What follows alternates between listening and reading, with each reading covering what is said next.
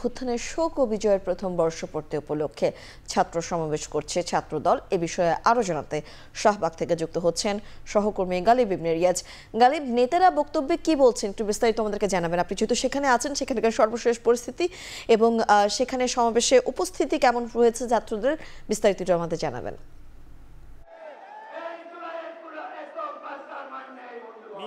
শাহবাগ যেন এখন লোকে লোকারণ্য। পুরো শাহবাগ মোড়ের আপনি যেদিকেই চোখ দিবেন সেদিকেই যেন মানুষ আর মানুষ। আমরা ঠিক শাহবাগের মাঝখানে রয়েছে, যেখানে এই মঞ্চটি তৈরি করা হয়েছে এবং এখন এখানে ছাত্রদলের কেন্দ্রীয় নেতারা থেকে শুরু করে ছাত্রদলের সাবেক যে নেতারা এখনো বক্তব্য দেননি, কিন্তু এই মুহূর্তে যারা কেন্দ্রীয় যারা নেতা রয়েছেন তারাই বক্তব্য দিচ্ছেন এবং মঞ্চে বাংলাদেশ জাতীয়তাবাদী দল বিএনপির মহাসচিব মির্জা ফখরুল ইসলাম আলমগীর সহ স্থায়ী কমিটির অন্যান্য সদস্যরা উপস্থিত রয়েছেন।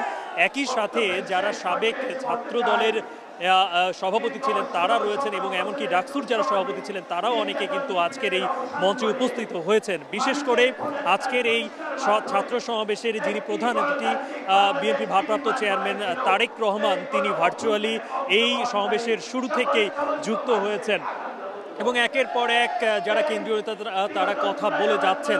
আপনি জানতে চাচ্ছিলেন যে কেন্দ্রীয় নেতারা কি বলছেন। আসলে কেন্দ্রীয় নেতারা আজকের যেই 3 আগস্ট ঐতিহাসিক দিন, ঠিক 1 বছর আগে আজকের এই দিনে যে এক দফা দাবি, এখান থেকে ঠিক একটু দূরেই শহীদ মিনারে ছাত্র জনতা যেই এক দফা দাবি তারা উপস্থাপন করেছিলেন, তারপরেই কিন্তু যেই ছাত্র আন্দোলনের পুরোপুরি মোড় ঘুরে যাওয়া একটি এবং আন্দোলনের সর্বশেষ ধাপে যেন একেবারে শেষ অবস্থানে ছিল সেই ঐতিহাসিক দিন আজকের এই 3 আগস্ট। তারা সেই 3 আগস্টের স্মৃতিচারণ করছে এবং তারা বলতে চাচ্ছে যে এই পুরো আন্দোলনের সাথে ছাত্রদল যেরকম মানে ছাত্রদল যেভাবে যুক্ত ছিল এবং একই সাথে ছাত্রদলের 142 জন নেতাকর্মী এই গণ অভ্যুত্থানে তারা শহীদ হয়েছেন। অর্থাৎ এটাই প্রমাণ করে যে এই গণ অভ্যুত্থানের শুরু থেকে ছাত্রদল কতটা স্বতঃস্ফূর্তভাবে এই ফ্যাসিস্ট সরকারের পতনের জন্য তারা আন্দোলন করে গেছে। সেই সাথে গত 15 থেকে 16 বছরে শেখ হাসিনার শাসনামলে যেভাবে ছাত্রদল কিংবা বিএনপির উপরে, বিশেষ করে বিরোধী দলগুলোর উপরে একের পর এক দমন পীড়ন চলেছে, সেই বিষয়গুলো তারা তুলে ধরছেন।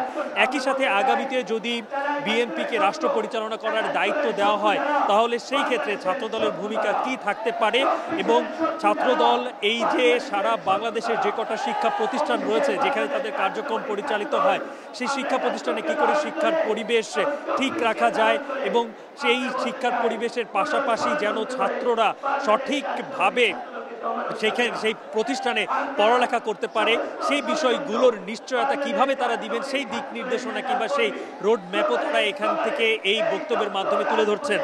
আর একই সাথে আরও একটি বিষয় আপনাকে জানিয়ে রাখি, সেটি হচ্ছে যে আমরা পুরো এই শাহবাগের মোড়ে যেহেতু 11টা থেকে এই শাহবাগ মোড়টি বন্ধ রয়েছে এবং পুরো এলাকায় যান চলাচল বন্ধ রয়েছে এবং এর জন্য ছাত্রদলের যিনি সভাপতি তিনি কিন্তু নিজেই এর জন্য দুঃখ প্রকাশ করেছেন নগরবাসীর কাছে। তারা বলছেন যে আজকের জন্য কিছুটা হলেও তারা যেন এই কষ্টটুকু সহ্য করে নেয়, তার কারণ তারা চাচ্ছে যে 6টার মধ্যেই এই সমাবেশ শেষ করতে। যদি 6টার মধ্যে শেষ করতে পারে তাহলে অফিস ফেরত যারা যাবেন তাদের জন্য অন্তত হলেও যেন নির্বিঘ্নে তারা বাড়ি ফিরতে পারেন, সেই কথাই তারা বলছেন। আর আরও একটি বিষয় বলে রাখি যে এই আজকের এই ছাত্র সমাবেশে কিন্তু শহীদ মিনারে আরও একটি রাজনৈতিক দল জাতীয় নাগরিক পার্টি তাদেরও একটি সমাবেশ সেখানে হচ্ছে, যে কারণে এই পুরো শহরই আসলে লোকে লোকারণ্য। আর আপনি দেখতে পাচ্ছেন যে এই মুহূর্তে মঞ্চে যিনি ছাত্রদলের সাধারণ সম্পাদক রয়েছেন তিনি এই মুহূর্তে কথা বলছেন এবং তার সঞ্চালনায় এই সমাবেশের যে পার্টি সেটি এগিয়ে চলছে।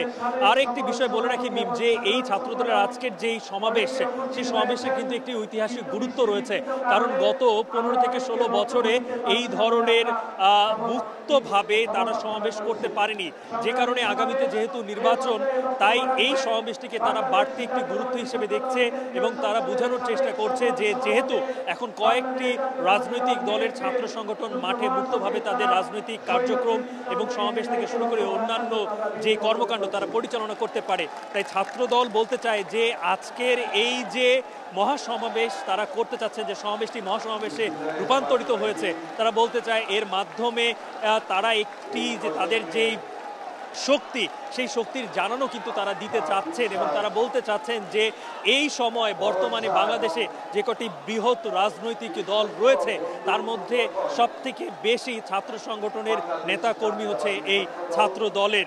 এবং তারা আরও একটি বিষয় তারা উপস্থাপন করতে চাচ্ছে যে আমরা ইতিমধ্যে কিন্তু এই ছাত্র দলের যিনি সভাপতি রয়েছেন কিংবা সাধারণ সম্পাদক প্রত্যেকের সাথে কথা বলেছি, তারা বলার চেষ্টা করেছেন যে ছাত্র দলের সম্পর্কে কিংবা বিএনপির যে নেতাকর্মীদের বিরুদ্ধে সারা দেশব্যাপী একটি ঢালাও চাঁদাবাজি কিংবা বিভিন্ন অপকর্মের যে অভিযোগ বিভিন্ন রাজনৈতিক দলের নেতাকর্মীরা তুলেন সেটি সম্পূর্ণ ধরনের মিথ্যাচার এবং ছাত্রদলের যে এখন যে জনপ্রিয়তা, বিএনপির যে জনপ্রিয়তা সেটিকে যেন যেভাবেই হোক না কেন নৎসাৎ করার জন্য এটি তারা একটি প্রক্রিয়া হিসেবে নিয়েছেন, যেটিকে তারা তীব্র ঘৃণাভাবে সেটি থেকে তারা প্রত্যাখ্যান করছেন।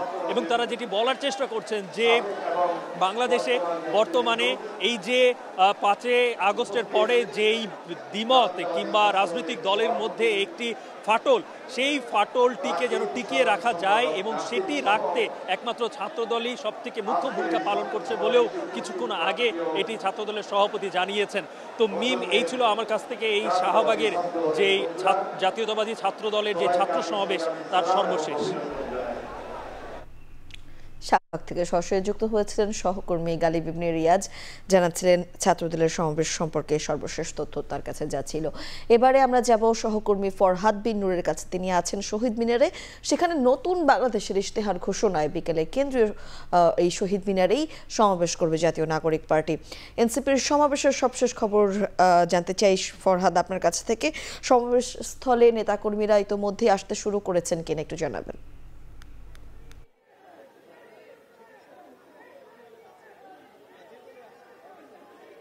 মিম, আমরা দেখছি এখানে সকাল থেকে কিন্তু এখানে এই এনসিপির এই আজকের প্রোগ্রামকে কেন্দ্র করে এখানে নানা রকম প্রস্তুতি আমরা দেখেছি এবং আজকে দুপুর পর্যন্ত আমরা কিন্তু দেখেছি যে একটু বৃষ্টির একটা ব্যাপার ছিল এবং সে কারণে কিন্তু তখন পর্যন্ত আমরা লোক দেখিনি। তবে 2টার পরে 3টার পরে কিন্তু আমরা দেখছি যে এখানে ছোট বড় বিভিন্ন রকমের মিছিল নিয়ে বিভিন্ন জেলা থেকে কিন্তু নেতাকর্মীরা এই সমাবেশস্থলে আসছেন, এখনো অনেকেই আসছেন এবং আমরা দেখছি এখানে যে নতুন বাংলাদেশের যে ইশতেহার সেটি ঘোষণা করবেন নাহিদ ইসলাম এবং আজকের এই সমাবেশটি শুরু হবে মূলত 4টার দিকে আনুষ্ঠানিকভাবে শুরু হবার কথা রয়েছে।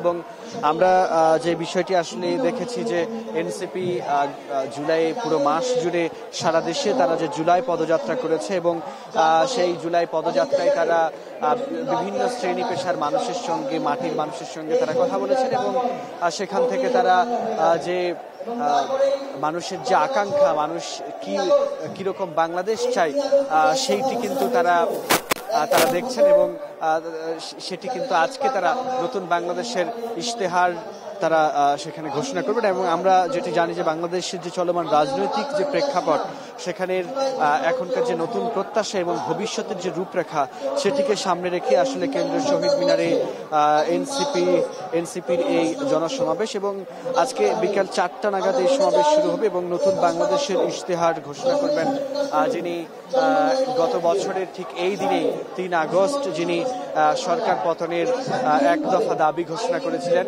সেই এক দফা দাবির যিনি ঘোষক ছিলেন আজকে কিন্তু তিনি এনসিপির আহ্বায়ক, তিনি আজকে এখানে নতুন বাংলাদেশের ইশতেহার সেটি কিন্তু তিনি ঘোষণা করবেন। এবং গত 1 মাস ধরে আসলে তারা যে দেশব্যাপী পদযাত্রার মাধ্যমে সাধারণ মানুষের যে আশা আকাঙ্ক্ষা চাওয়া পাওয়ার ভিত্তিতে যে তারা যে ধারণা নিয়ে এসেছেন সাধারণ মানুষের, তার ভিত্তিতেই কিন্তু এই নতুন ইশতেহার তৈরি করা হয়েছে। এতে আগামী দিনের বাংলাদেশ কেমন হবে, কেমন হতে পারে তা নিয়েই কিন্তু মূলত তারা এখানে ইশতেহারে বলবেন। এবং আরেকটি বিষয় আমরা দেখছি যে পাশাপাশি ঘোষণাপত্রে গুরুত্ব পাচ্ছে জুলাই অভ্যুত্থানের যে প্রতিশ্রুতি, সেই জুলাই সনদ বাস্তবায়ন এবং ফ্যাসিবাদ উত্তর রাষ্ট্র ব্যবস্থা নির্মাণের যে ইঙ্গিত, সেই বিষয়গুলো কিন্তু আজকে ইশতেহারে দেয়া হতে পারে। এবং আমরা আরেকটা বিষয় যদি বলি যে এখানে এই সমাবেশকে কেন্দ্র করে আমরা আইন শৃঙ্খলা রক্ষাকারী বাহিনীর নিরাপত্তা ব্যবস্থা আমরা এখানে দেখেছি তারা মোতায়েন রয়েছেন এবং এছাড়া বোম ডিসপোজাল ইউনিট,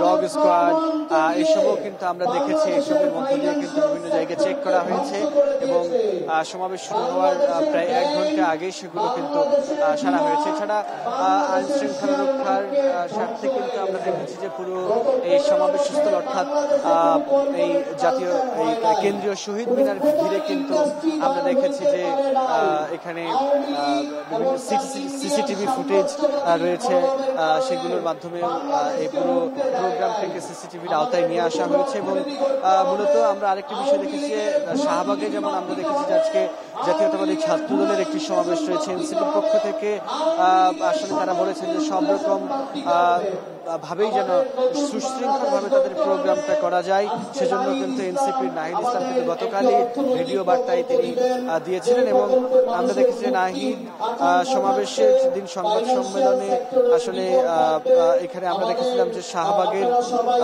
শহীদ মিনারের পরিবর্তে শাহবাগে স্থানান্তরের সিদ্ধান্ত গ্রহণ করেছিল ছাত্রদল। সে কারণে কিন্তু আমরা দেখেছি যে তিনি ছাত্রদলকেও ধন্যবাদ জানিয়েছেন এবং একই সঙ্গে আজকে যেহেতু এইচএসসি পরীক্ষার একটা ব্যাপার ছিল, সে কারণে কিন্তু আমরা দেখেছি তিনি বলেছেন, দুঃখ প্রকাশ করেছেন যদি যানজটের সংখ্যা মাথায় রেখে। এবং আমরা এখানে দেখছি যে যত সময় গড়াচ্ছে, যদিও আর মাত্র একটু সময় আছে, একটু পরই 4টার দিকে শুরু হয়ে যাবে আজকের এই এনসিপির এই জনসমাবেশ। এবং সময় যত ঘনিয়ে আসছে আমরা দেখছি যে জনসমাগমও কিন্তু তত বাড়তে শুরু করছে। তো এই ছিল আমার কাছে সবশেষ তথ্য। শহীদ মিনার থেকে সরাসরি যুক্ত হয়েছিলেন সহকর্মী ফরহাদ বিন নূর।